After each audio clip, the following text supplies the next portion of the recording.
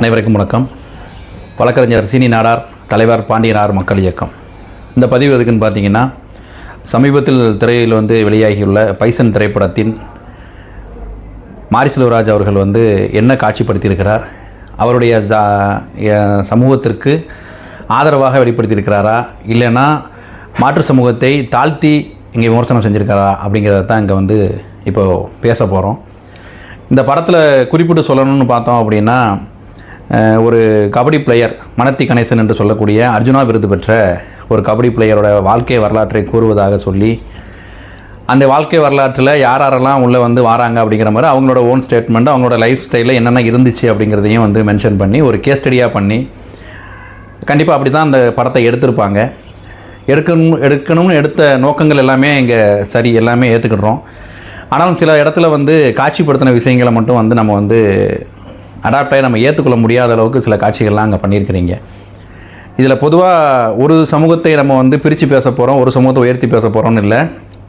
நீங்கள் எடுத்து வச்சிருக்கிற படத்தில் என்னென்ன தவறுகள் இருக்குது, இது நீங்கள் எப்படி பண்ணியிருக்கலாம், இப்போ உள்ள இரு சமூக மக்களின் மனநிலைமை என்ன, ஏற்கனவே இந்த மக்களின் மனநிலைமை எப்படி இருந்துச்சு, இதனால் பாதிக்கப்பட்டது யார் அப்படிங்கிறத தான் நம்ம இப்போ அங்கே பேச போகிறோம்.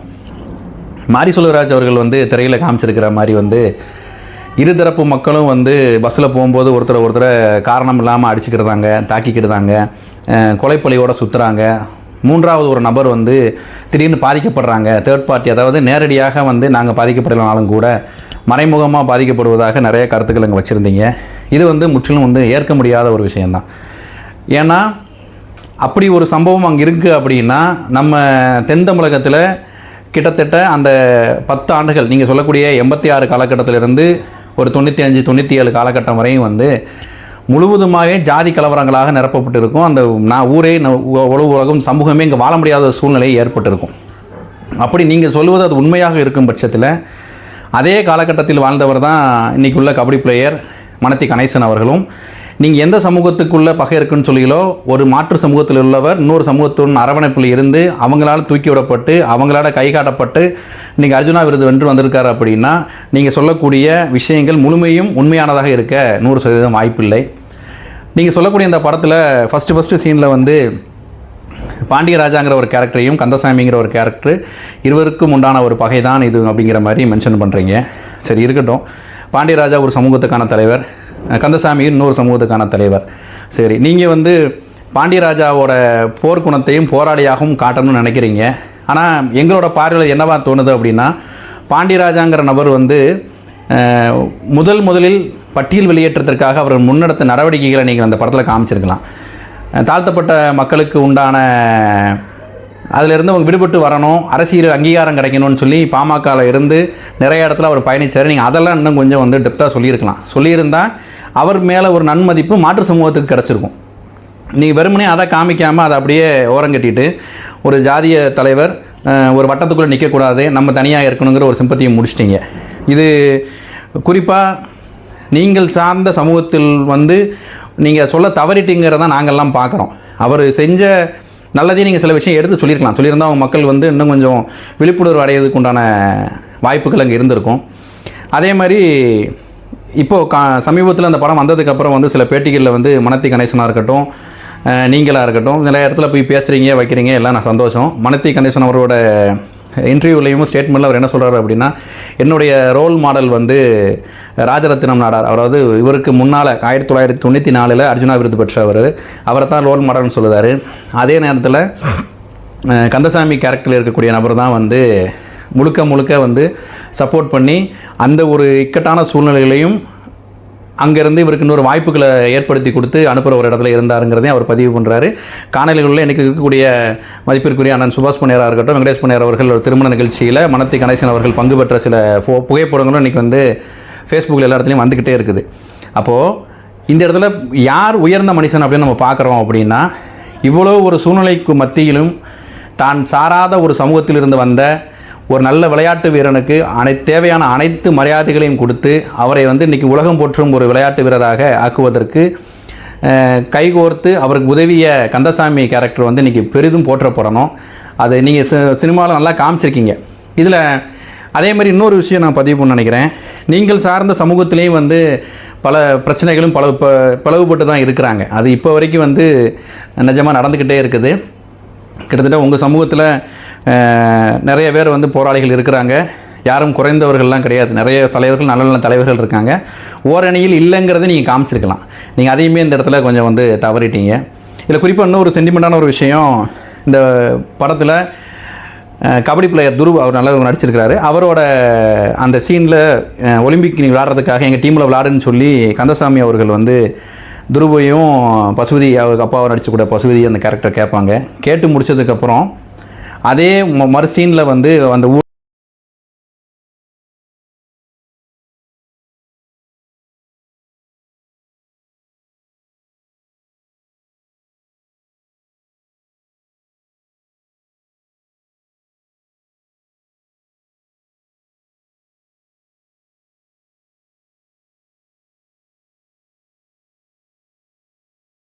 நம்ம வேலை விஷயம்னு போனாலும் தோட்டம் துறவுனாலும் அவங்க தோட்டத்தில் வேலை பார்க்குறோம், கடையில் நம்ம ஜாமான் வாங்குறோம்ப்பா, நீ என்னப்பா இப்படி சொல்கிற, ஏன்னா எல்லோரும் ஒன்றா மண்ண தானப்பா இருக்கும், நீ வந்து தேவையில்லாமலாம் பேசாதன்னு சொல்லி சமூக நீதியை நாடார் சமுதாயம் எப்பவும் விட்டு கொடுத்ததில்லை. எல்லா இடத்துலையும் மக்கள் இணக்கமாக இருக்காங்கிறத பதிவையுமே நீங்கள் உங்களோட தரப்பு மக்களின் வாதத்திலிருந்து தான் நீங்கள் சொல்கிறீங்க. அது உண்மையும் கூட. அந்த கூற்று உண்மையாக இருந்த நாள் மட்டும்தான் மனத்தி கணேசன் அவர்கள் வந்து அர்ஜுனா விருது போகிற அளவுக்கு வந்து முரண் இல்லாமல் போக முடிச்சுங்கிறது வந்து மக்களால் புரிஞ்சுக்கிற முடியுது. இப்படி நிறையா விஷயங்கள் நீங்கள் வந்து சொல்லியிருக்கீங்க. ஒரு சாரார் இதை என்ன நினைக்கிறாங்கன்னா, அமீர்லாம் வந்து என்ன சொல்கிறாருன்னா, பல வருஷ பகையை நாங்கள் வந்து சுமூகமாக தீர்க்கணும், எங்களால் பேசி அது முடித்த மாதிரி இருக்கணும், இணக்கமாக இருக்கணுங்காக நீங்கள் பண்ணியிருக்கிறீங்க. எடுத்த முயற்சியெல்லாம் ரைட்டு தான். ஆனால் உங்கள் முயற்சி வந்து முழுமையாக அங்கே வந்து கை கூடலைன்னு நான் நினைக்கிறேன். நீங்கள் இதில் வந்து இந்த இடத்துல பட்டியல் வெளியேற்றத்திற்காக தலைவர் பாண்டியராஜா அவர்கள் போராடின மாதிரி காமிச்சிருக்கலாம். அவர் இறந்ததை நீங்கள் இந்த இடத்துல காட்டியிருக்க தேவையில்லை. அதேமாதிரி இந்த பக்கம் படத்தை முடிக்க போகும்போது ஏதோ பாண்டியராஜாவோட மறைவுக்குத்தான் இங்கே வெங்கடேச பண்ணையார், அதாவது கந்தசாமி கேரக்டர் இருக்கக்கூடியவர் இறந்ததாக வந்து ஒரு சீனை கொண்டு வரீங்க. அது இதுவும் வந்து முரண்நற்றது. இதில் நீங்கள் வந்து ரொம்ப முரண்பாடு இருக்குது. இது நீங்கள் காமிச்சிருக்கவே கூடாது. ஏன்னா மக்கள் மத்தியில் அடுத்து என்ன போகும்னா ஒரு தவறான ஒரு புரிதல் போகும். அப்போ இதுக்காகத்தான் இங்கே இது நடந்துச்சோன்னு சொல்லி இளைய தலைமுறைகள், அந்த காலத்தில் இல்லாதவங்களுக்கு இது வந்து ஒரு பேட் ஒப்பீனியனை கொடுக்கணும்னு நினைக்கிறேன். இந்த விஷயங்கள்லாம் நீங்கள் கொஞ்சம் தவிர்த்திருந்திருக்கலாம்.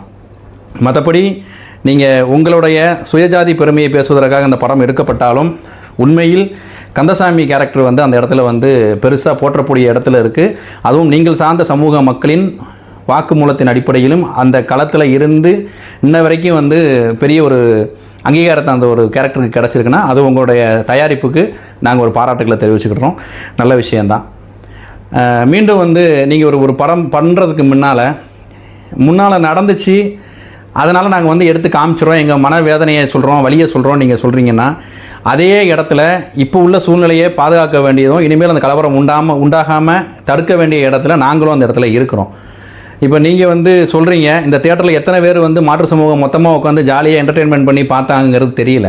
கடைசி ஒரு 4 நாள் ஷோ ஃபுல்லாக பார்த்தோம் அப்படின்னா ஒரு சமூகம் சார்ந்த கொடியும் ஒரு சமூகம் சார்ந்த மக்கள் மட்டும் இருக்கிற மாதிரி தான் அங்கே வந்து போய்கிட்டே இருக்குது. அப்போது நீங்கள் ஒற்றுமைக்கு அடிகோலணும்னு நினைக்கிற இடத்த கூட அந்த இடத்துக்கு அனைத்து சமூகமும் வர்றதுக்கு உண்டான வாய்ப்புகள் இருக்கா, ஏற்படுத்திட்டீங்களான்னு பார்த்தா அதில் நீங்கள் கோட்டை விட்டுட்டீங்க. கண்டிப்பாக அப்படி தான் சொல்லணும். மற்றபடி இந்த படத்தை வந்து நீங்கள் எடுத்ததுக்கு 100% அதில் உண்மைகள் இருந்திருக்கு. உண்மையான வரலாற்றை தான் எடுத்திருக்கீங்க, அதில் மாற்றுக்கிறது கிடையாது. இதில் இறுதியாக ஒன்று சொல்லிக்கிறோம், எந்த சமூகத்துக்கும் நாடார் சமுதாயம் எந்த சூழ்நிலையும் வந்து தீங்கிழைச்சது கிடையாது. குறிப்பாக எதிரியாக இருந்தாலும் கூட அவர்களுக்கு வந்து நல்ல இடத்துல வந்து மரியாதை கொடுத்து அவங்களுக்கு தேவையான விஷயம் செஞ்சு கொடுக்கறதுல நாடார் சமுதாயம் அன்றைய காலகட்டத்திலே சமூக நீதியை நிலைநாட்டியிருக்கும் என்பதை வந்து உறுதிபட தெரிவித்த மாரி செல்வராஜ் அவர்களுக்கு நன்றியை தெரிவிச்சுக்கிறோம். நன்றி, வணக்கம்.